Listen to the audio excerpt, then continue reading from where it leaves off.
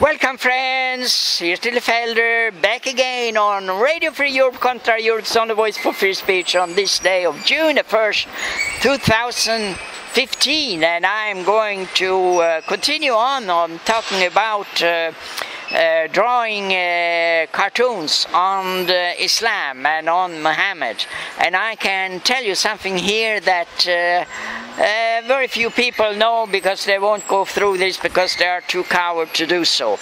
Well, yours truly, Tilly Felder, was in front of the courts many times basing on cartoons and free speech.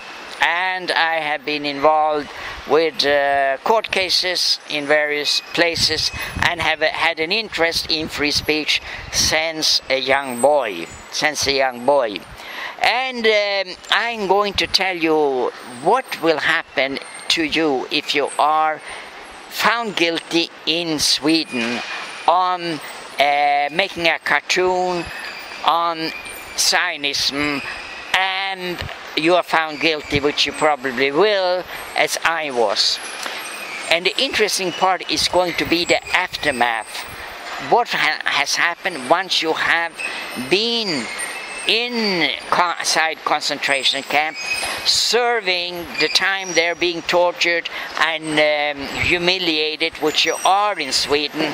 Anybody who enters into a Swedish concentration camp based on freedom of speech, he will be humiliated and tortured in various ways. But I'm not going to talk about this specific while you are inside the concentration camp. I'm going to talk about what happens after. And few people know this. This, for instance, I take a exact case now. I'm being exact. If you claim a certain word means a certain thing, such as Holocaust, which I said that it is a Greek word, that it is an anti-Semitic word, that it is against the Bible, Old Testament, and I've shown you scriptures and reason.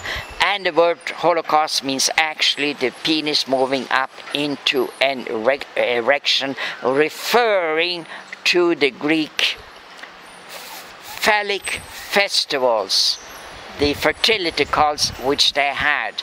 Now, if you say that, you may have a professor, the state will choose a professor that will speak against you on the basis of the language, Hebrew, Greek, or whatever it is, and he will buy a little book at a porno shop, at the kiosk, and the book says Holocaust means this. This little book says this, and he will go in front of the Swedish court and he will use that and say, well, Mr. Felder, Tilly Felder is wrong because Holocaust means this.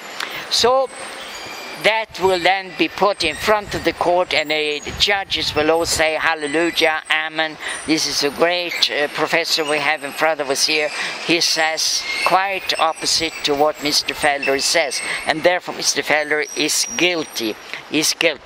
So then when you come out of the concentration camp back to your home, you will have boys, young men, coming, knocking at your door. And they will say to you, we have been sent here by the state, by the government to help you, to adapt yourself and integrate into the society. And we are paid by the state, and we are specifically sent to you because you have been inside a concentration camp. Of course, I won't say that word. And we are here to help you and rehabilitate you. Now, can you imagine that, friends? I'm telling you, this is a fact.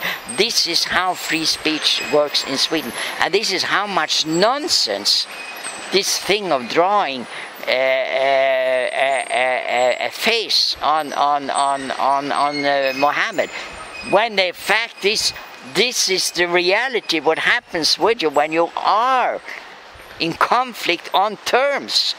Here are guys coming to your door, have no knowledge of Hebrew, having no knowledge of Greek. They don't even have knowledge of the Swedish language, and they come to you and they want you to integrate back into the Swedish society. They want to help you to integrate back into the society in order that you will not come back again to be a criminal, wanting to have your own mind, wanting to draw your own cartoons, wanting to not go to the government and ask them, well, dear sir, dear bureaucrats, am I allowed to draw this drawing? Is this allowable? Am I doing it right way? Friends, it all started with Einar Ober in Europe, one can say. It started when they started to attack him and put him inside concentration camp and inside mental hospital because he wanted to present the drawings of Zionism. Then they went after him. So here you have the reality. The state will not let off, even when you've been in jail. They will continue to persecute you until they got you down and they got their boot on your face. Their boot on your face. This is what freedom of speech actually means. And in many respects, that also concerns the United States, although they have freedom of speech, which the people never use to the extent that it is necessary and important and of relevance. So friends, it's a short history about Sweden. I went through it, and it may sound Orwell 1984 and his Animal Farm many times over, but it is a fact. It is a fact. It's a nightmare. It's a boot on your face. It's stealing all your literature, burning it up. It's book burning 24 hours a day. It's the boot on your face. Arrivederci. Hasta luego. Inshallah shalom.